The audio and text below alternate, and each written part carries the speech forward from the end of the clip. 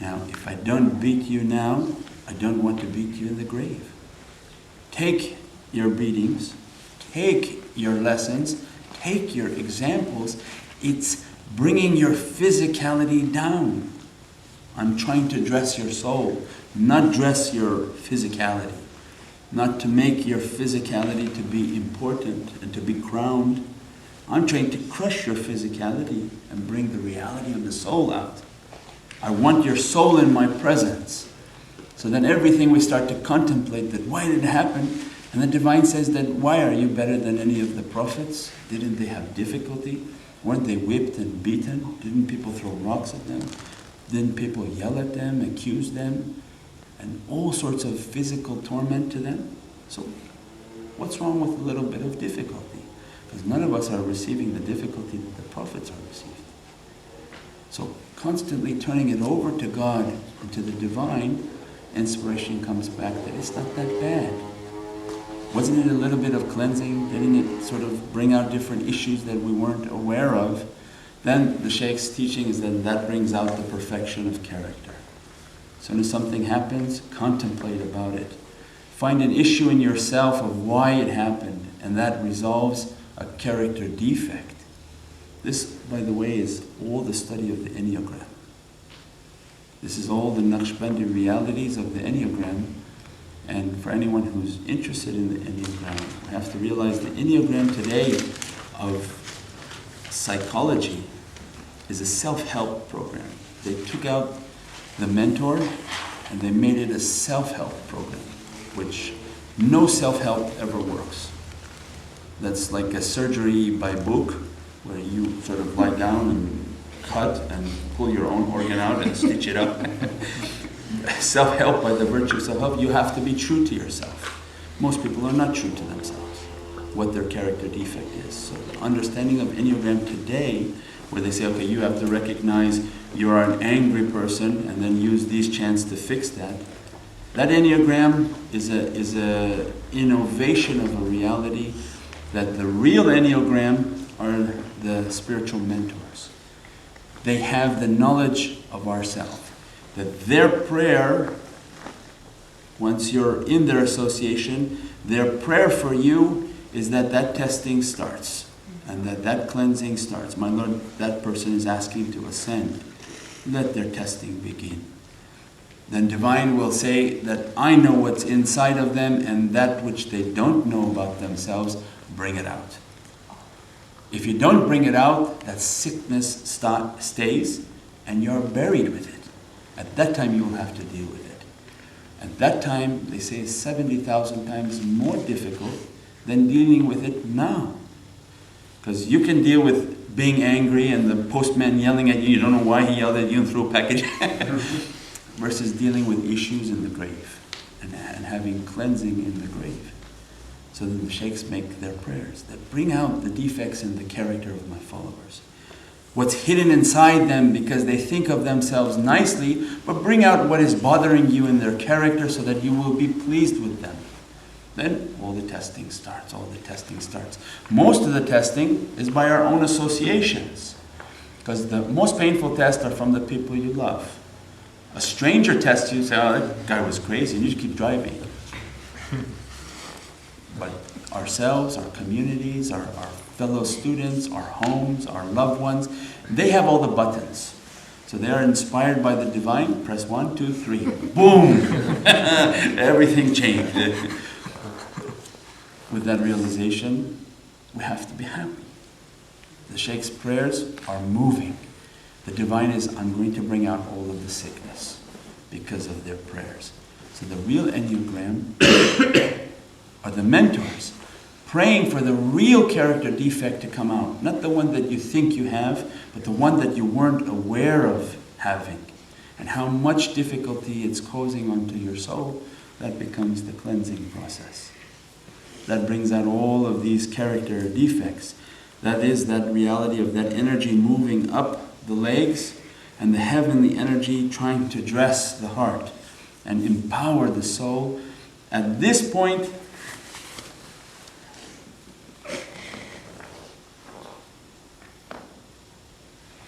if this is the head, You see this? Two eyes. Right here, the heart.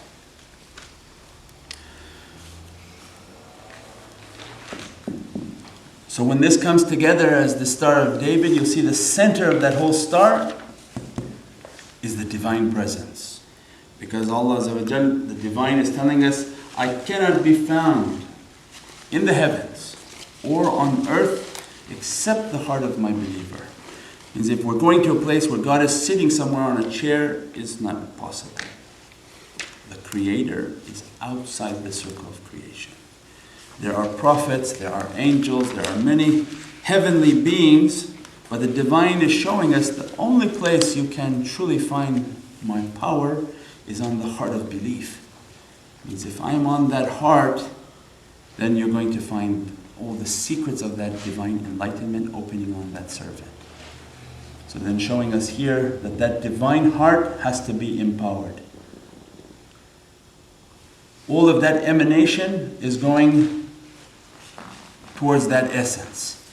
All of the material desire is also trying to attack that divine throne. Its interest is in toppling the throne. So it's like an old movie of kings. And it's exactly like a battle for a kingdom. That negative desires wants to topple the throne. So it starts to move up into the body. Starts to energize, and again this is from prophetic teaching. The Prophet taught, if you guarantee for me your mouth and your genital, I will guarantee for you paradise. Because these are the two openings that are going to control these realities. So along this, that evilness is going to attack that point. Then as he's attacking and moving up towards our being, because it's a battle at one-on-one. It's a battle of one individual against all of the energies of negativity. So what does he do before he comes? He starts to move into the bloods. And his movement, that energy is moving, negativity is moving in the blood system, attaching itself to the iron.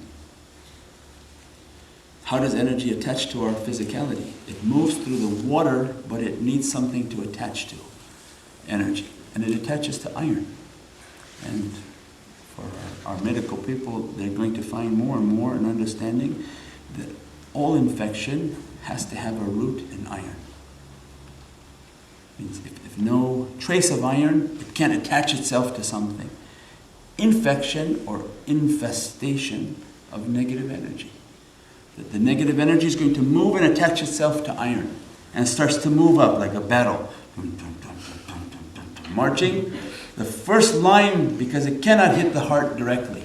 Heart is by our nature, is too much power. So it doesn't attack straight towards the castle. You can't.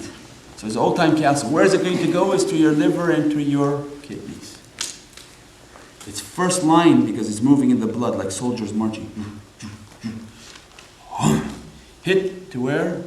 Liver and kidneys. Because these are the big filters. These are the big barrier for the heart. It filters and cleanses. So then that negativity's influence is to destroy the liver and destroy the kidneys.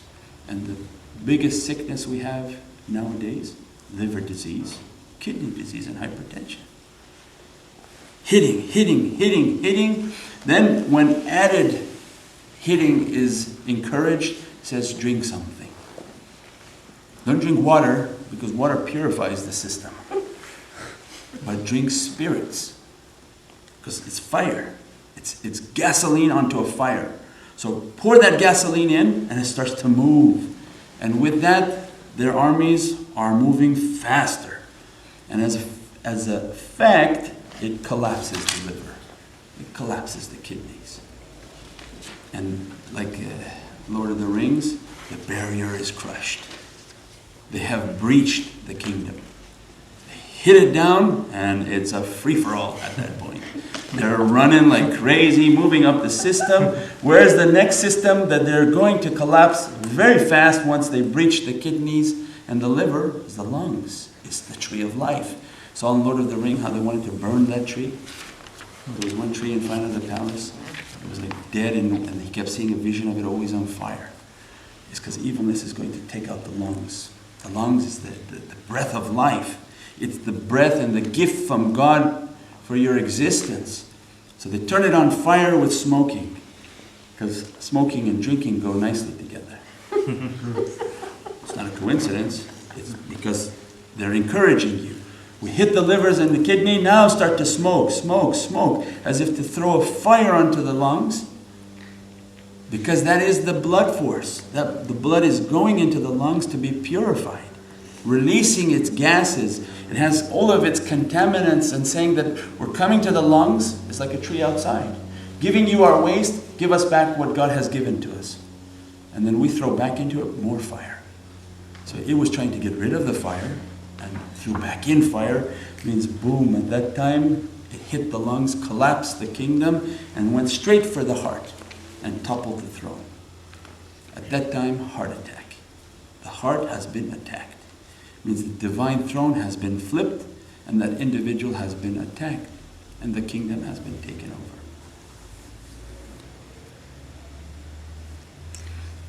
To understand a reality, it's easier to see how much of an influence in the negative world it is.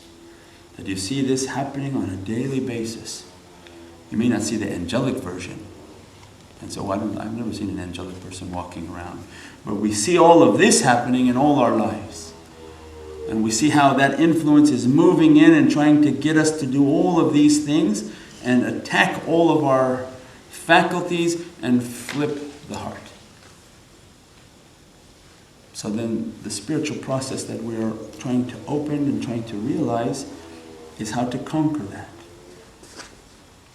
Means then, how are you going to conquer this whole attack and energize the soul, the breathing?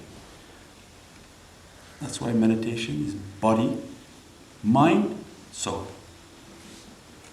First thing on the body, when heavenly protection is coming, is heavenly advice to the physicality, saying, okay, it doesn't matter if you lost the fight, there's always hope, because at the last minute Gandalf can come and ride down and annihilate all of the attack.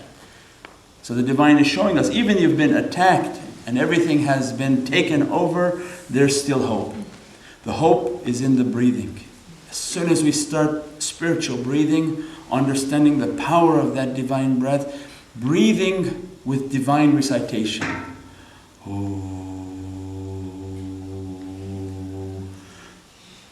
The blood starts to move.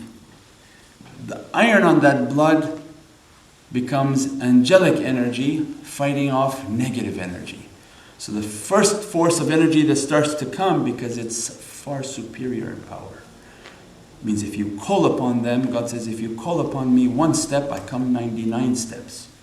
Means His power is far more superior than any type of power. As soon as you call upon Him by the breath, means that energy comes onto the iron, onto the blood, onto our being, and pushes away the negative influence. So then the power of breathing, and then re-establishing that tree of life. That's why Bodhi tree, the tree of life, the tree of certainty, in all religions and all spiritual paths, it's the tree of life. So success of our life is based on how are we going to treat that tree. We have to guard it. So immediately everything pertaining to that tree is our importance. How are we going to take care of it? How are we going to nourish it? How are we going to breathe and bring that energy to the tree? So then the divine is showing us, that's why it's called the breath of mercy. Because that breath is going to come in and energize that blood, energize that iron. And what does it do? Is that blood immediately flows into the heart and energizes the heart. That's the first part of our castle that has to be re-established. You have to put back the throne.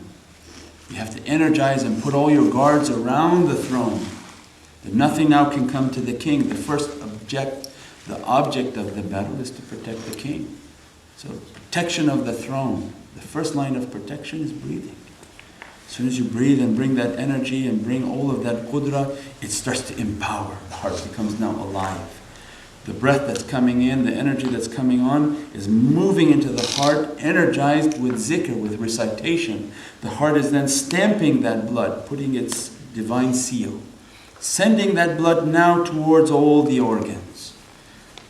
It means they came now to the divine king. They took their initiation. They received their stamp. Each cell, like a little soldier. Each piece of blood, each atom of blood, like a soldier coming before the king of the heart and being stamped by the beat of the heart, is from the divine essence.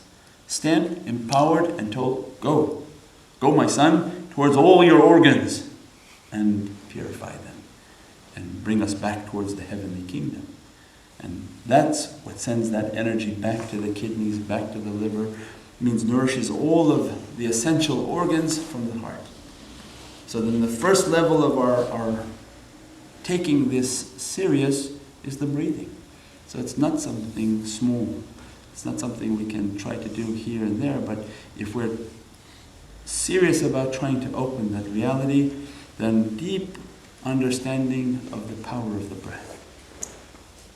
And that has to do with the body. This has to do with the understanding of the body.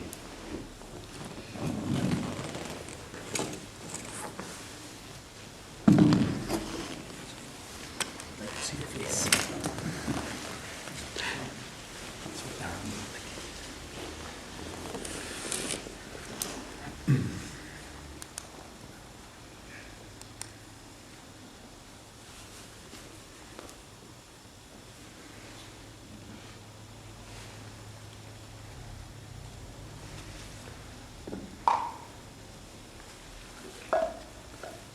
Bringing the energy to the heart, establishing that order, establishing that power, is that first process, and the importance of that process. It's the first step in understanding our physiology, and who knows himself will know his Lord. This will be used in our understanding of, with all that majesty that's described, وَلَقَدْ كَرَمْنَا بَنِي آدَمَ. We have honored the creation of Adam.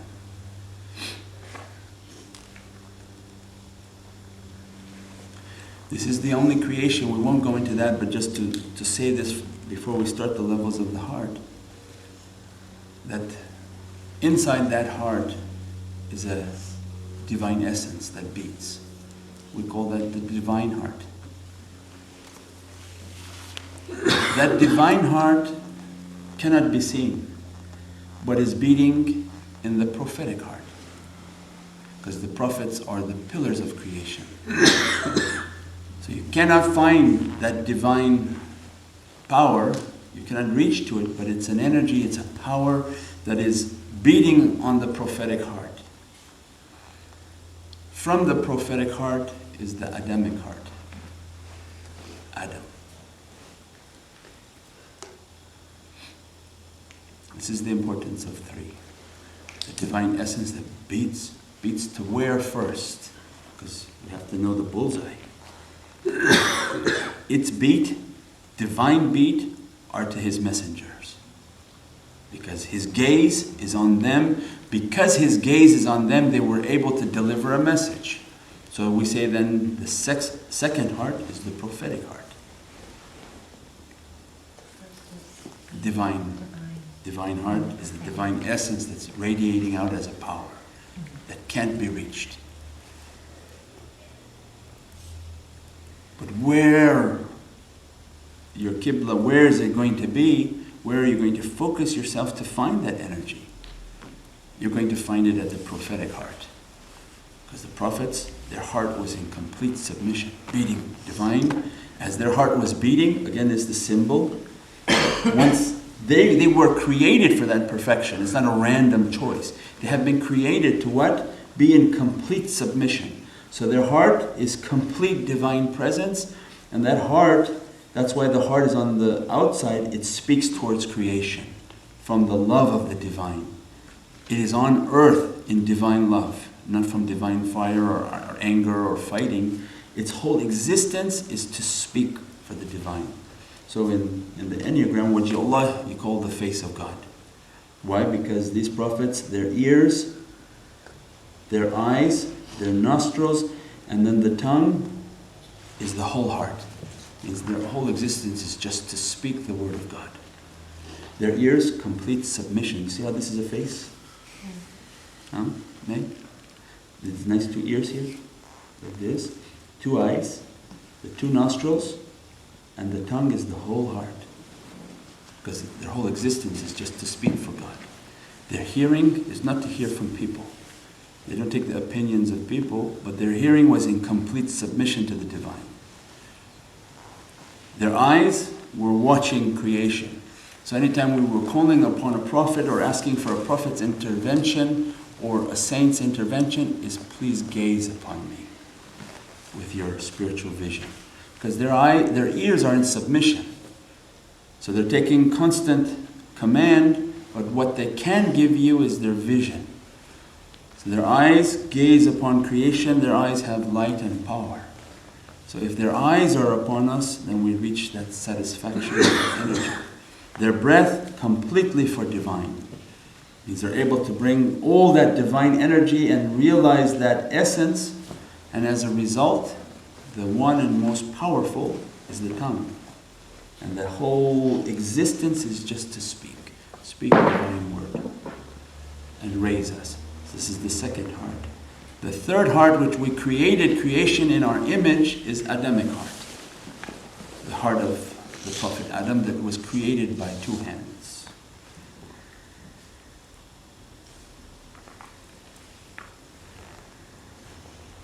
So Adam, Aleph, Dal, Mim, is the Aleph, the Zat, the essence of Allah, and the Dal and the Mim. So then showing you these 3 of Adam. That Adam is a result of the Aleph of Allah, the essence of Allah, the Mim of Muhammad, which represents the prophetic kingdom, and the Dal, the D, is of the dunya. Means that these are the 3 lights that Mawlana Shaykh teaches. The light of God, the light of the Prophet. From Prophet's light is the light of creation coming out. This teaches us about our greatness. Why? Because God now showing us you are the only creation that can reach towards those realities, because you are from those realities. You use your Adamic heart to move towards that ocean to the prophetic heart. And in the prophetic heart, you find yourself in the divine heart.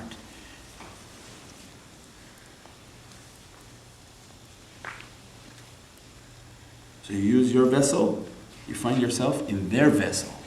If we can find ourselves in their vessel, that is in the divine vessel. Because the divine is looking into their heart. That becomes the understanding of why then the levels of the heart.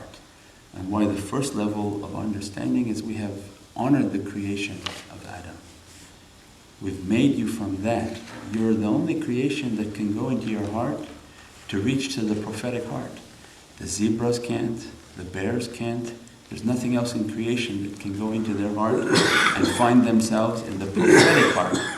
From the prophetic heart into the divine kingdom. So then you use that to go back towards that reality and open that reality. And that goes into the study of the heart.